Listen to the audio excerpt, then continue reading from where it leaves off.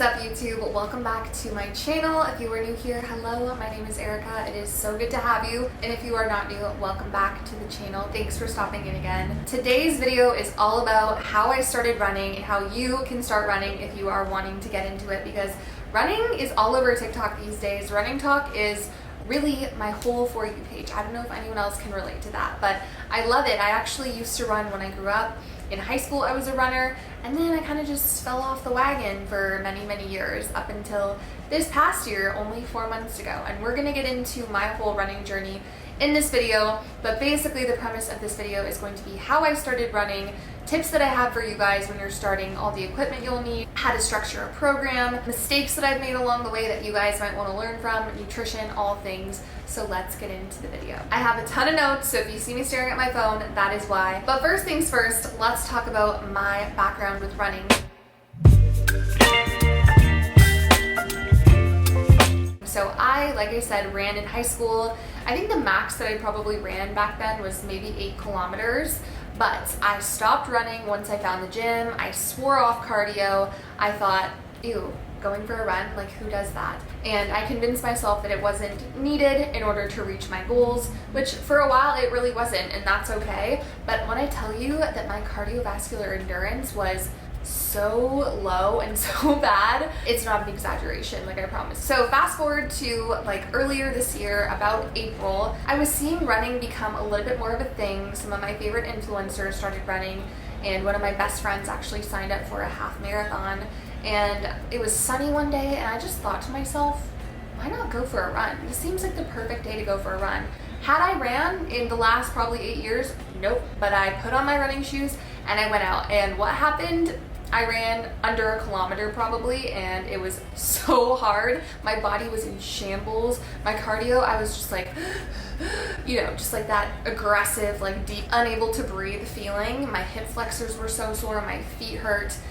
But I was, for whatever reason, like, I need to keep doing this. I need to get better at this. And so over the course of the past few months, I've slowly but surely gotten myself on a running program, and I've fallen in love with running on top of my resistance training. That is kind of my story. I have suffered an injury in the middle of those 4 months. I sprained both my ankles, which we'll talk about at some point, I'm sure. But overall, I was able to get from not being able to run a kilometer without, you know, gasping for breath and for air, to running a 10-kilometer race yesterday. Okay, so tomorrow is my race. Today I have to go pick up my race bib, and I'm also going to get a cinnamon bun because why not? They're my favorite thing ever, and I want to make sure I get some good carbs in today, so a cinnamon bun felt perfectly fitting for that. So we're gonna head out right now, grab my bib and a cinnamon bun, and then we'll catch up after that.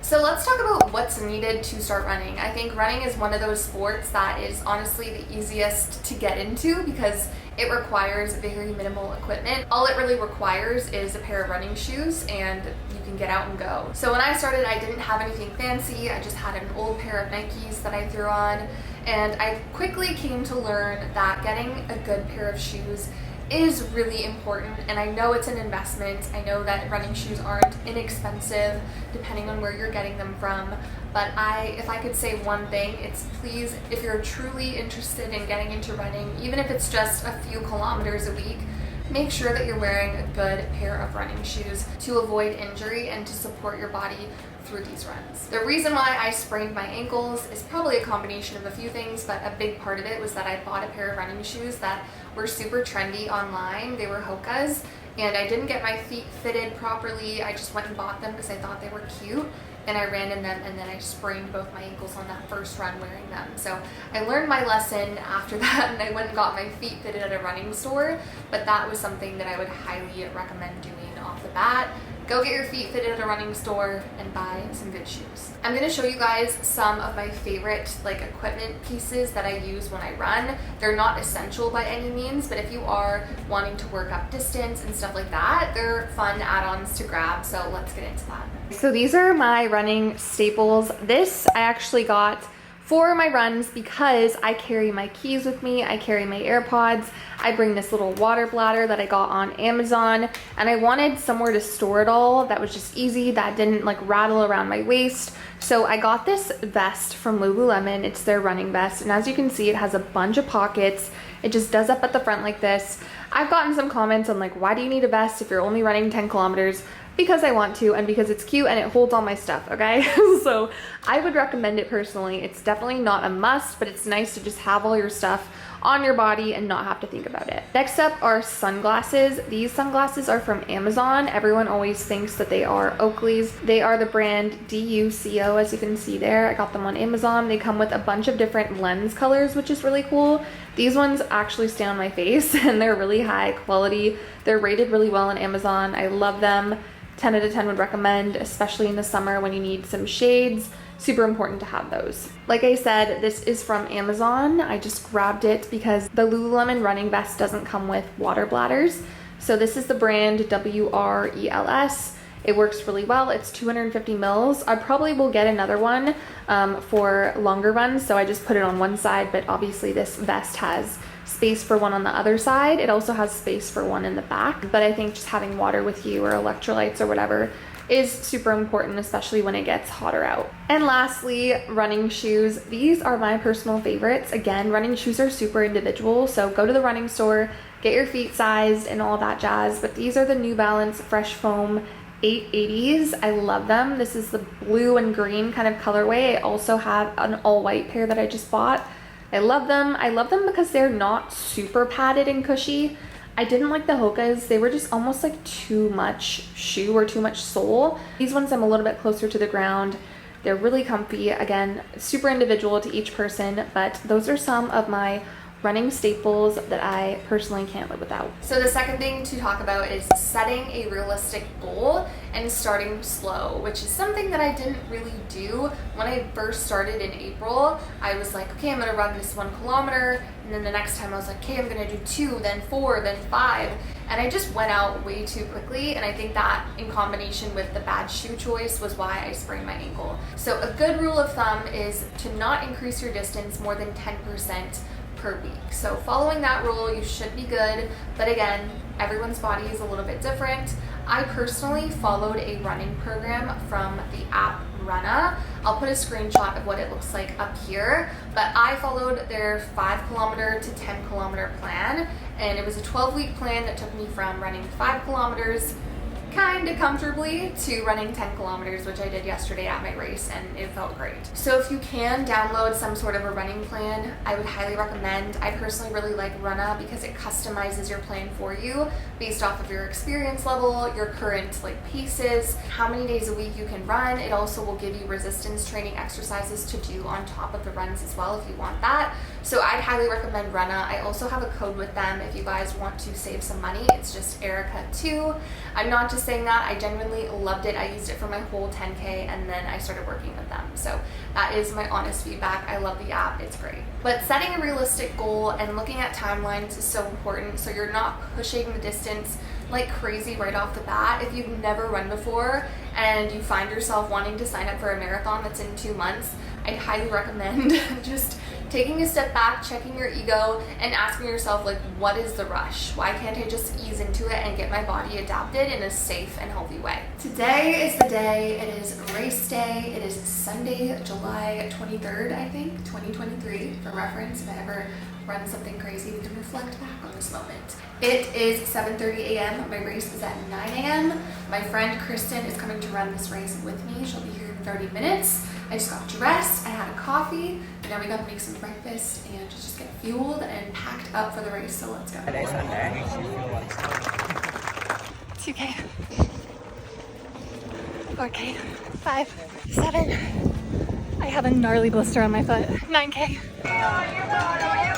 I got the worst blister.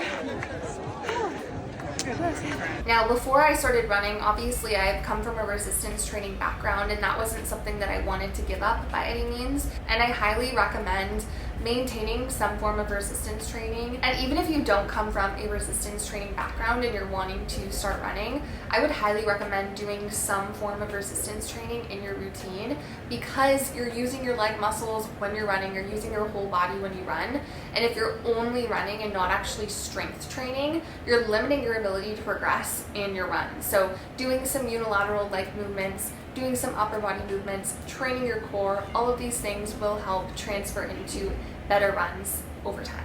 So I kept in 4 resistance training sessions per week, and then my 3 runs that I do per week. So when it comes to the 3 runs that I was doing, again, I used the Runna 10K plan that they wrote for me, and I had 1 tempo or interval run, so speed work run per week, 1 recovery run, and 1 long run. And that's pretty standard for kind of a typical running plan, but I really do believe that structure, the intervals, which has you working on speed, the recovery, which is a slow pace, allowing your body to recover while still getting kilometers or miles in, and then your long run, which gets your body adapted to being on your feet for longer, is a great overall structure for progressing in your runs. Now, obviously, everyone has different goals, so if you just are a sprinter and you want to focus on sprinting, this probably isn't the video for you. This video is more directed to people that want to get their distance and maybe their speed up a little bit over time, that are just getting started. And like I said, that structure of the 3 workouts or 3 runs per week of the tempo, recovery, and long run has worked wonders for me, and I think it's a great balance when you're just getting started. Lastly is nutrition, which obviously plays a huge role in any sort of physical feat. Whether you're in the gym, whether you're playing hockey, soccer, basketball, you want to make sure that you're fueling your body properly for that sport. Breakfast is served. Okay, so I'm just gonna sit down and have some breakfast. I made oats with cookie butter and apricots, lots of carbs, gonna fuel my race.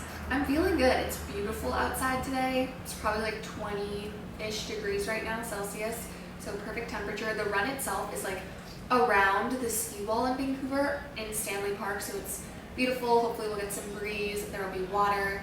There's a lot of people running this race. I think there's like 700 registrants, which is kind of crazy, but I'm excited. So the goal is to run the race in under an hour, which I think should be doable, but I'm just gonna fuel up first and then we'll get ready to go.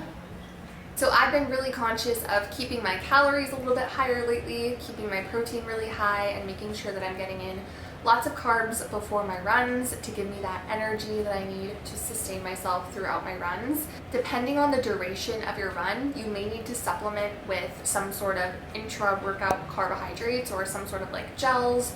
Some people take honey sticks, some people drink electrolytes, some sort of nutrition in your workout itself, in your run. I personally have not done that yet, just because I don't feel the need to have extra energy with the distance only being up to 10 kilometers, but I'm sure as I get a little bit higher eventually, I will supplement with some intra-workout carbohydrates. But long story short, food is fuel. Listen to your hunger cues as you're running and as you're getting your distance up. You're obviously burning more calories over time, so you want to make sure you're replenishing your body to ensure that you can perform optimally. And it's also important to make sure that we're considering micronutrients, vitamins, minerals, so getting a whole nutrient-dense, balanced diet with lots of fruits and vegetables. The 80-20 rule is what I like to practice and preach. So 80% of your diet coming from like lots of whole nutrient-dense foods, and the other 20% can come from fun stuff. I personally had a cinnamon bun the day before my run, and it was amazing. It's really good. So that is going to wrap up this video. I hope these tips were helpful for you guys. If you have any other questions, comments, concerns about how to start getting into running, leave me a question down below and I will definitely answer them. Let me know if you guys are training for any races upcoming. Give this video a thumbs up if you liked it. Don't forget to subscribe down below, and I will see you all in the next video. Bye guys.